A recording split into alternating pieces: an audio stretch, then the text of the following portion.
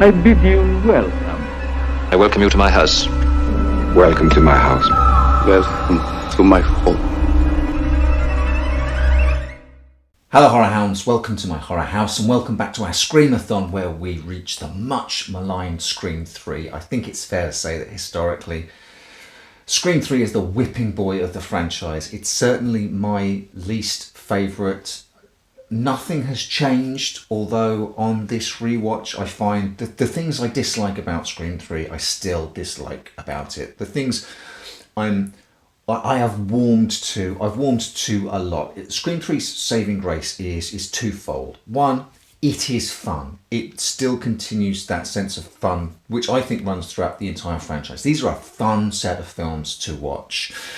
Its second saving grace now has come with time, in that I'm more content with it knowing that it is followed by a more back to basics part 4. I've got a very similar relationship with the Seed of Chucky.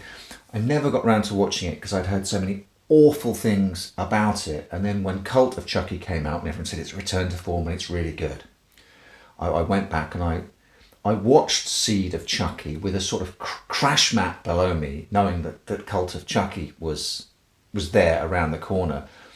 So I ended up loving Seed of Chucky because it went crazy. It went all over the place, but I knew that they were going to bring it back, and so it seems now to be with Scream 3. It goes out there, and I'm still not too comfortable with a lot of the more outre elements to Scream 3, which we'll get into.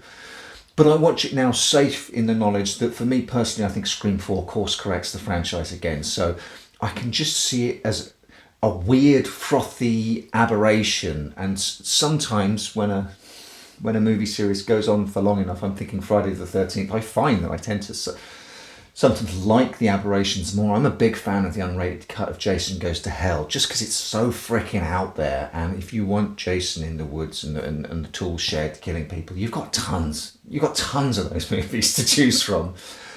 I don't like Scream 3 in that same way, but it's a fun party film, and let's just leave it at that. We start with our cold opening with Cotton Weary, who I said in the last video for Scream 2 is a very welcome addition to the cast. Liev Schreiber gives a great sort of extended opening kill sequence. Whoever came up with the name 100% Cotton for his talk show deserves an award. I think it's great. I think it's great that he's still sleazy and skeezy, still looking for exposure and fame and the money.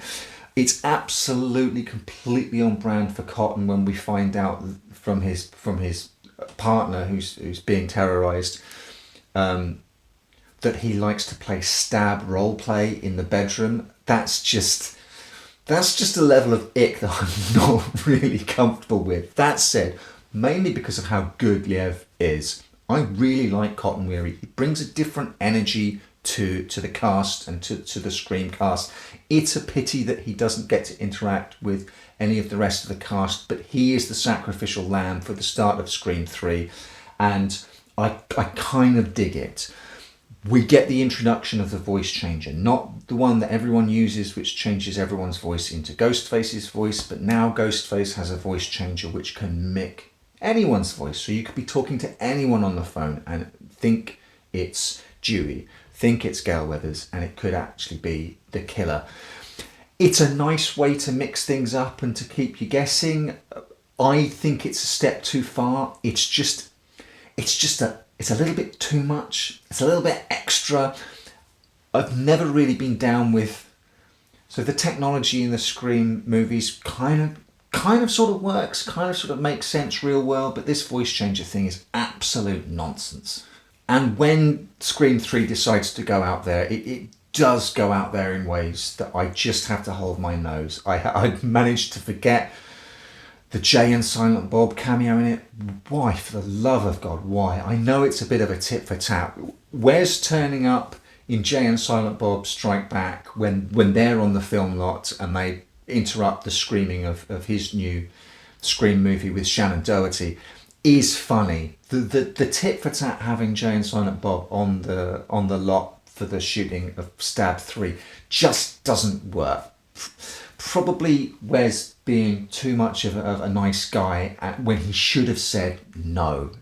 Scream 3 certainly goes more for comedy than it does for tension, and certainly kills. It was felt as though the production was massively under fire at the time, and films like it in the wake of the Columbine murders. And rightly or wrongly, the production company wanted to sort of tone it down. I've even read reports that they wanted a bloodless Scream, which Wes pushed back on. It certainly does amp up the comedy and ratchets down the blood. There's no two ways about it. That's probably one of the reasons it is more loathed than liked. That said, if it has to go the comedy route, and it did, we can't change that. The way they did it, I really dig. For a franchise that is commenting on film franchises, to go to Hollywood, I think it's a smart step. I like the location, from Woodsboro to college campus, and now to the film lot where they're making Stab 3, is cool.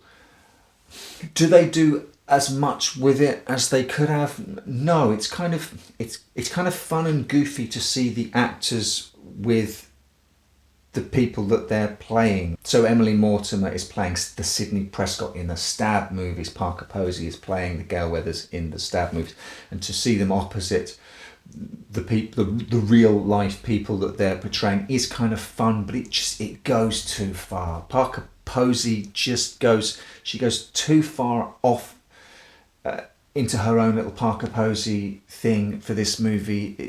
There's no one reining it in, and I like her. I really like the stuff she does in Blade 3, another third part of a trilogy which sort of loses focus on what the first two movies were about. Blade Trinity becomes sort of Ryan Reynolds' audition for Deadpool, and Parker Posey doing her stuff, and Blade is sort of sidelined in his own movie in a similar way that Sydney is sort of sidelined in her own movie in 3.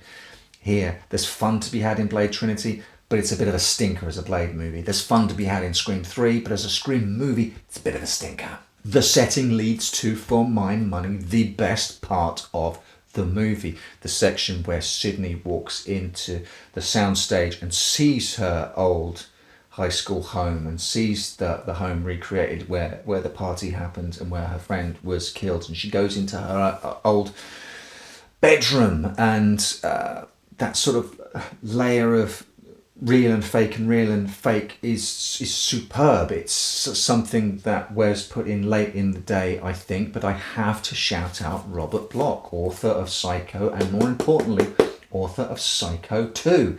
Now, his book Psycho 2 is not what was adapted for Tommy Wallace's admittedly excellent film Psycho 2. This is a completely different and standalone story. It involves Norman Bates breaking out of the asylum, going to Hollywood to try and stop a movie being made of the events of the first book. And the movie being made is going to be an exploitation movie called Crazy Lady. There are scenes in Robert Bloch's Psycho 2 where people go onto the soundstage and see the shower room recreated, where Marion Crane is killed. See Norman's mother's bedroom recreated. It's all here. Robert Bloch invented Stab way before Scream 2 and Scream 3 invented the Stab movies, and invented this layering of fake and real, one on top of another. It's an excellent book, thoroughly recommend it. But yeah, I watched Scream 3, and especially that scene, and it shouts Robert Bloch's Psycho 2 at me, and I kind of get excited by that. It's my favourite bit of the movie.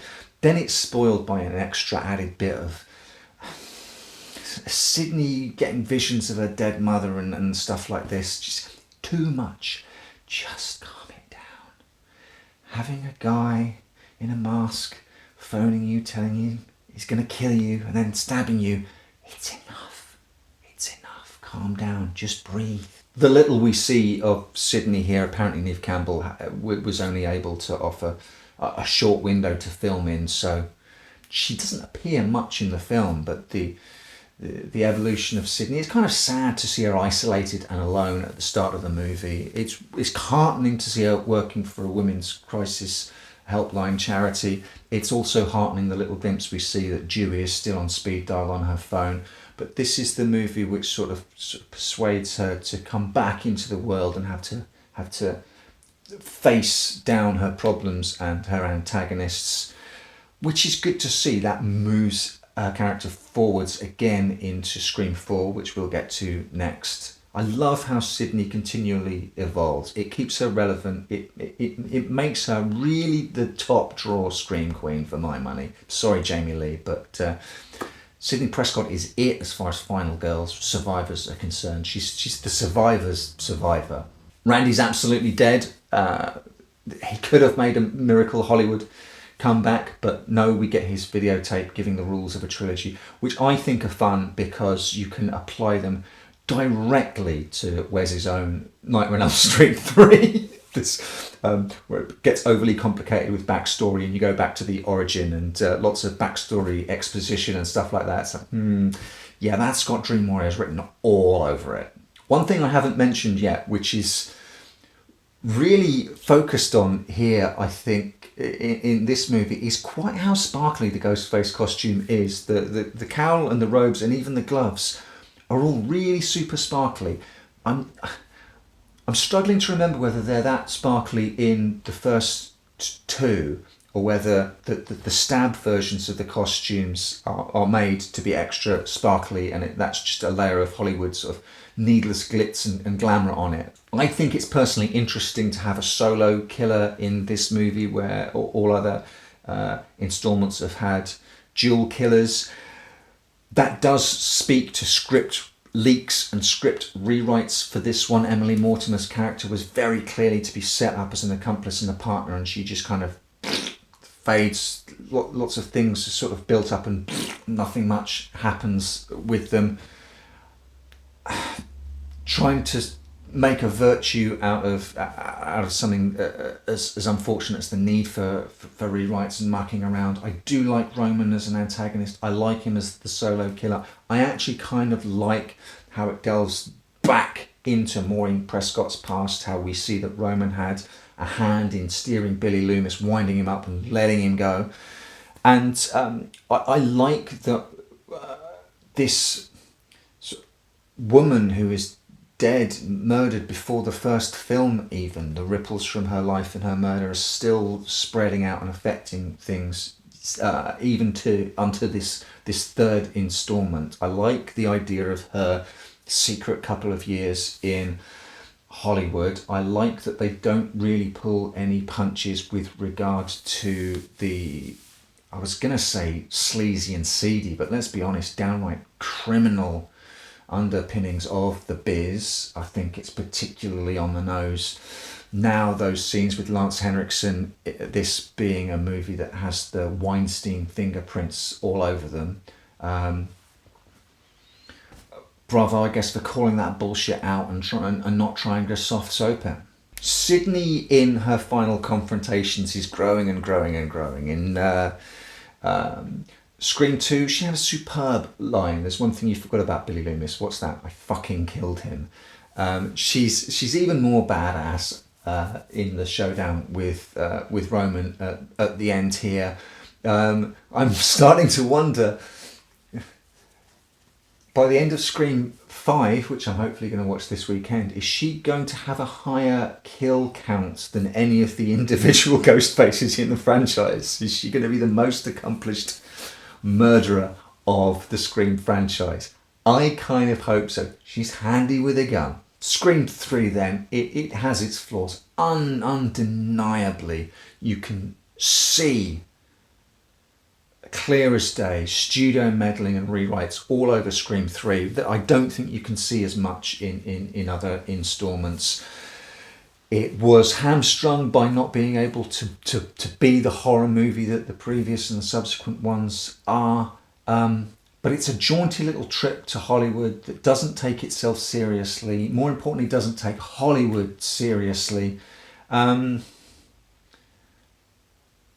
you can have fun with if you choose to. If you want to be all grumpy pants about it, I completely get it. It ain't great. It doesn't really hold too much water.